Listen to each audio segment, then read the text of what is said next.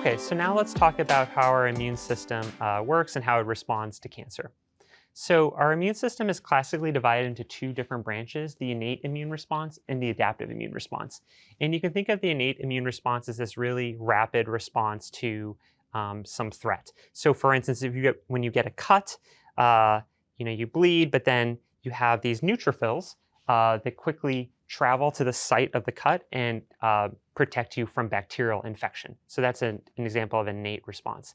Then the adaptive response is slower, but what's amazing about it is it can learn to recognize threats that your body has never seen before. So for instance, if you ever had influenza infection or SARS-CoV-2, these are things your body has never seen before, and your adaptive immune response can respond to that. Now in cancer, the main sort of fighting cells against this disease are the T cells. And the T cells are really remarkable. And so let's talk about how they work. So this is what a healthy cell could look like in a cartoon schematic. And in these green squiggles are your genes. And these genes make little proteins that get displayed on the surface of the cell. And this is called self-antigen. So our T cells on their surface have a T cell receptor, and this is scanning the surface of healthy cells. And the T cell receptor has learned to tolerate self-antigens, so it just ignores them and goes away. However, in cancer, there are mutations that happen in our genes, and this leads to this sort of red squiggly genes here, which get made into proteins. And now these proteins are different from anything your body has seen before, and these are called non-self antigens.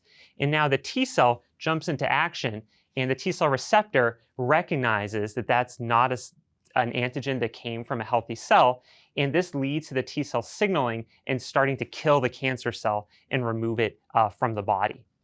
So each T cell has this T cell receptor, and the T cell receptor actually has a unique specificity that recognizes the non-self antigen. So in theory, our bodies can make a huge diversity of these T cell receptors, up to 10 to the 19. So this is a really mind-boggling number. And what's awesome about this is that this diversity gives us the ability to kind of sense and respond to really diverse threats that the body has never seen before. So this can be viruses, this could be cancer, and other pathogens.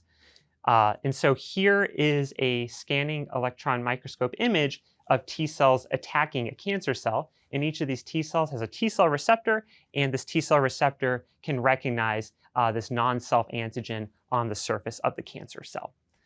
So in an acute infection like influenza or mild SARS-CoV-2, what happens is our T cells will recognize that the cell is infected.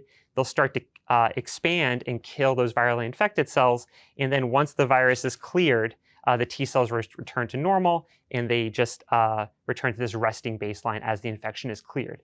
However, in cancer, this process is greatly altered, and the killing response of T cells is blunted.